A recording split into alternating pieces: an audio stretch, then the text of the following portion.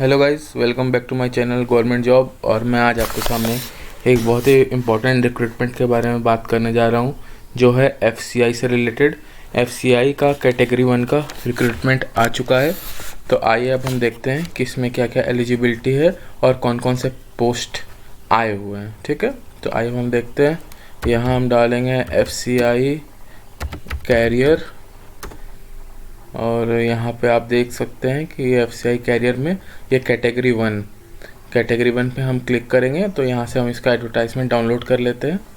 और यहाँ पे फुल एडवर्टाइजमेंट खुल रहा है। और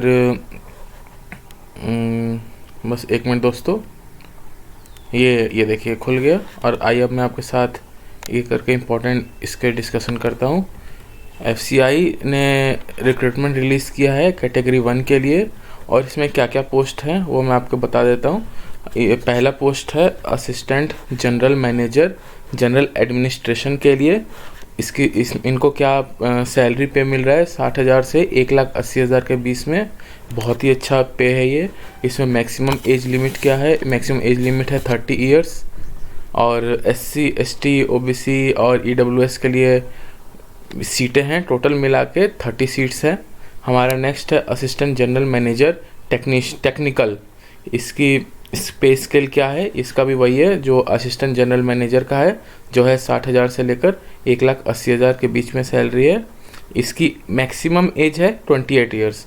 तो आप ये ज़रूर जान लें कि अगर आपका एज 28 ईयर्स से कम का है तो आप इसको डेफिनेटली फिल करें।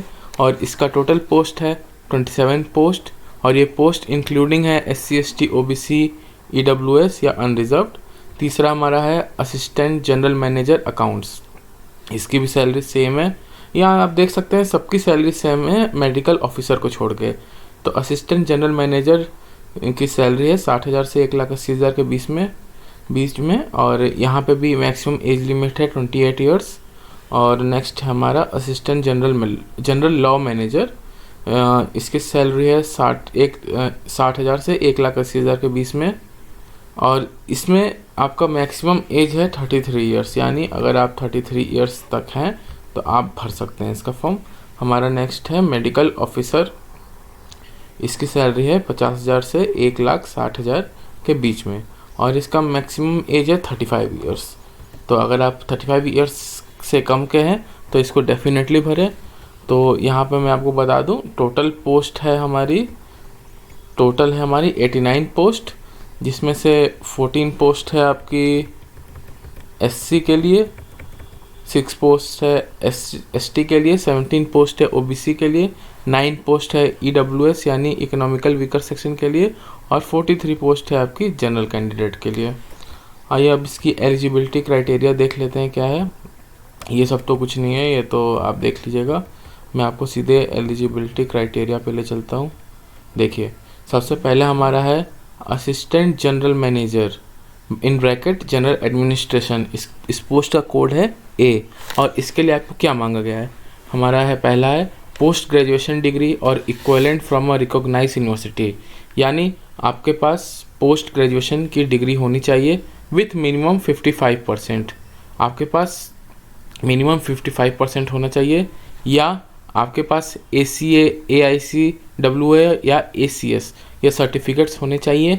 अगर ये भी नहीं है तो फिर आपके पास बैचलर डिग्री इन लॉ और 5 years integrated course in law from a recognised university, यानी आपके पास फिर बैचलर डिग्री का मार्कशीट या ग्रेजुएशन होना चाहिए। तो आप इसको भर सकते हैं। लेकिन एक चीज़ याद रखें, इन्होंने मिनिमम परसेंटेज मार्क्स रखा हुआ है, जो है 55% मार्क्स से आपके ऊपर होने चाहिए। और अगर बात करेंगे आप SC ST या PW कैंडिडेट्स की, तो मिनिमम परसेंटेज ऑफ पासिंग या फॉर्म फिल करने के लिए मिनिमम परसेंटेज SC ST या PWD के लिए रखा गया है 50%। हमारा नेक्स्ट पोस्ट है असिस्टेंट जनरल मैनेजर। इस पोस्ट का कोड है B, और ये टेक्निकल पोस्ट है। इसके लिए क्या मांगा गया है?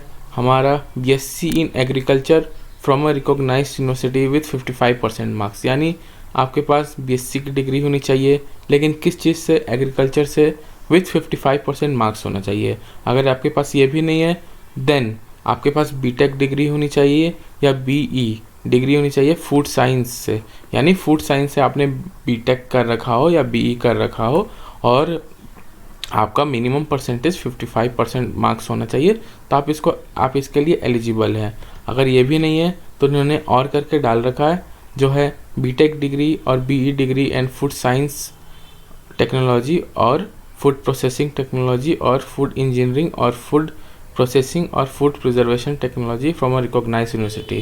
तो आप ये देख लीजिएगा, अगर आपने इसमें से कोई भी कर रखा है तो आप ज़रूर अप्लाई करें, ठीक है। हमारा नेक्स्ट है बीई, अगर ये भी नहीं है देन बीई बीटेक डिग्री और BE degree in agriculture engineering. अगर आपने एग्रीकल्चर इंजीनियरिंग से भी बीटेक या बीई कर रखा है तो भी आप भर सकते हैं, या फिर बीटेक डिग्री और बीई डिग्री इन बायोटेक्नोलॉजी और इंडस्ट्रियल बायोटेक्नोलॉजी, अगर आपने इससे भी कर रखा है तो भी आप भर सकते हैं। लेकिन आप ये बात ज़रूर याद रखें कि जनरल कैंडिडेट के लिए मिनिमम परसेंटेज मार्क्स होने चाहिए 55%।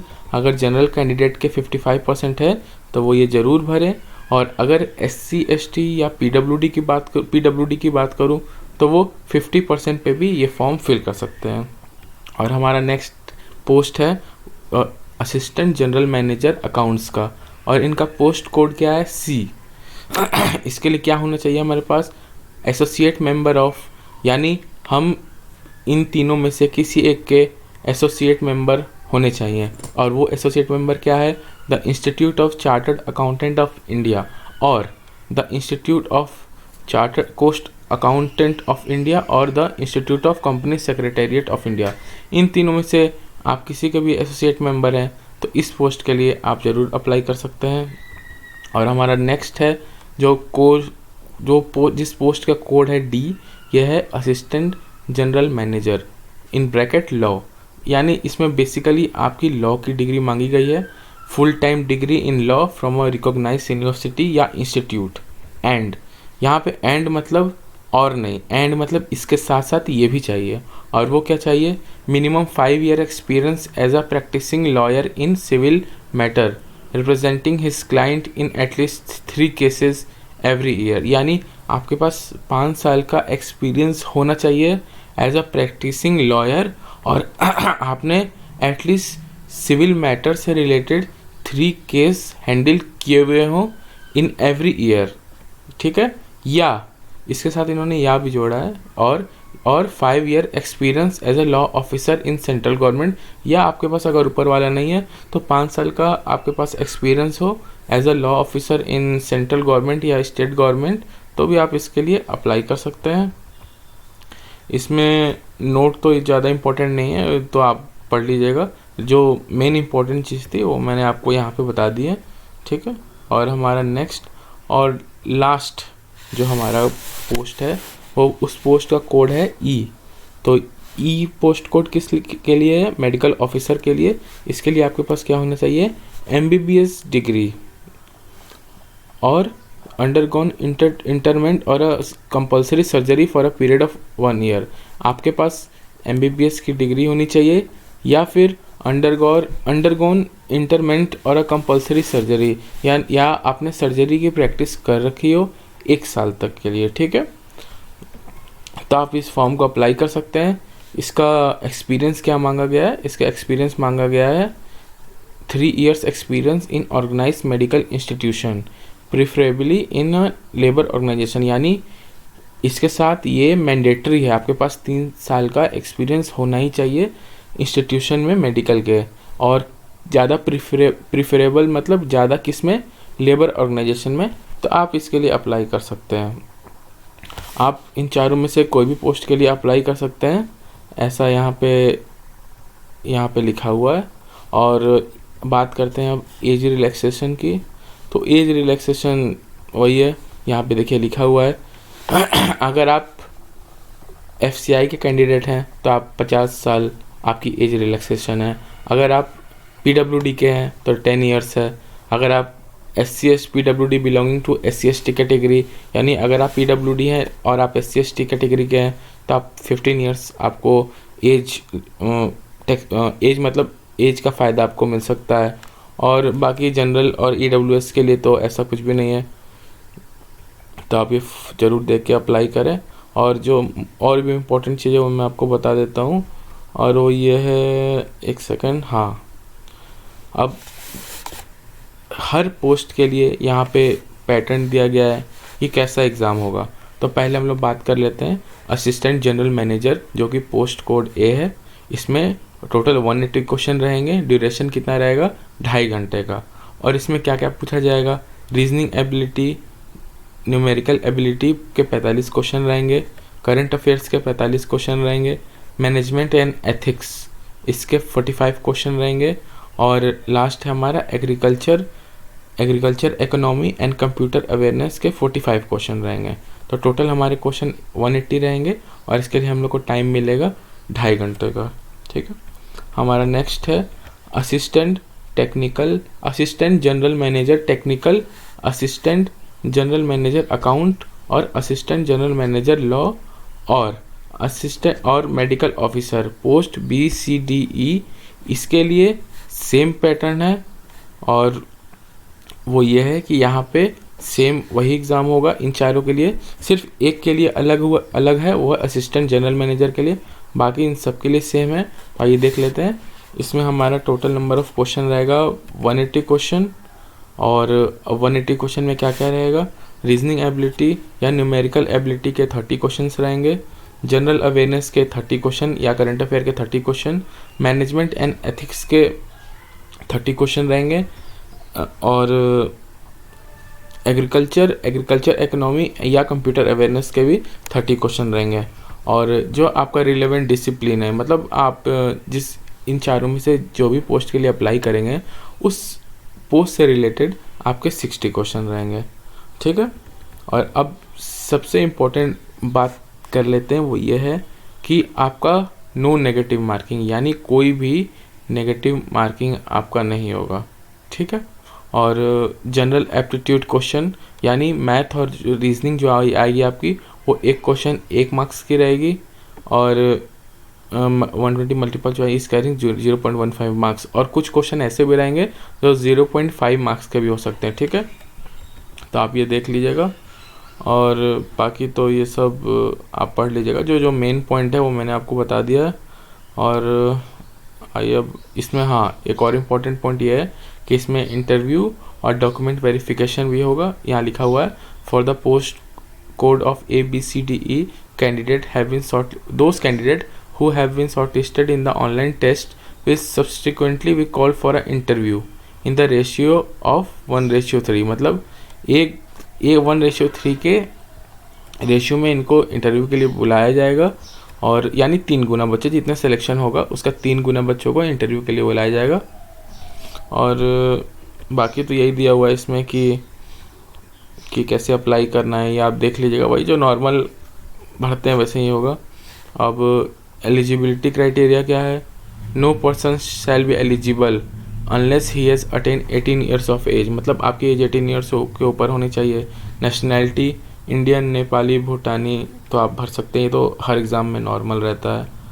नेक्स्ट है हमारा जो कि इसमें है, हाँ, सेंटर हर जगह नहीं है, सेंटर सिर्फ कुछ जगह है, तो आप यहाँ से सेंटर देख लीजिएगा। यहाँ पे मैं धीरे धीरे स्क्रॉल कर रहा हूँ, अगर आप इस जगह पे हैं तो इस जगह पे जाके दे सकते हैं, क्योंकि सेंटर बहुत नहीं है इसके टोटल सेंटर हैं 1 2 3 4 5 5 5 10 15 5 20 24 सेंटर है टोटल। तो आप इसमें से देख लीजिएगा आपके घर के नज़दीक कौन सा है, आप वहाँ से जाके अप्लाई कर सकते हैं। और इसमें ऐसा तो कुछ नहीं दे रखा है, बाकी हाँ, बाकी ये तो आप जानते ही हैं, जैसे अगर आपने IBPS या बैंक क्लर्क का कोई भी फॉर्म भरा होगा तो जो पासपोर्ट साइज फ़ोटो चाहिए रहती है, सिग्नेचर चाहिए रहता है, लेफ़्ट थंब इम्प्रेशन चाहिए रहता है, ये तो वैसा ही है जैसा IBPS में होता है। और आपको एक डिक्लेरेशन लिखना होगा, वो डिक्लेरेशन यहाँ पे मैंने यहाँ हाईलाइट कर दिया है, अगर आप ये लिख सकते हैं, ये तो आपको पता ही होगा क्योंकि ये IBPS PO, IBPS क्लर्क या अगर SBI PO का भी आपने फॉर्म भरा होगा तो इसमें ये दिया रहता है। अब मेन इम्पॉर्टेंट चीज़ क्या है, एप्लीकेशन फ़ीस। एप्लीकेशन फ़ीस इसी कब से शुरू होगी, 1/3/2021 यानी 1 मार्च 2021 से 31 मार्च 2021 के बीच आप फॉर्म फिल कर सकते हैं। ठीक है। और ये आप फॉर्म फिल करने के लिए ऑनलाइन मोड का यूज़ कर सकते हैं। एप्लीकेशन फ़ीस कितना है इसका? 1000 रुपये आपका एप्लीकेशन फ़ीस है इसमें, ठीक है दोस्तों। और ऐसा तो कुछ नहीं दिया है, बाकी जितना भी था मैंने आपको सब बता दिया है। तो ये था इम्पोर्टेंट अपडेट। और ये है कैटेगरी 1 के लिए, FCI में कैटेगरी 1 के लिए ये रिक्रूटमेंट आया है, तो आप भर दीजिए। 1 से 31 तारीख तक इसके भरने का लास्ट डेट रहेगा, ठीक है दोस्तों। तब तक के लिए धन्यवाद। आप मेरा चैनल सब्सक्राइब कर लें। Government job. Thank you.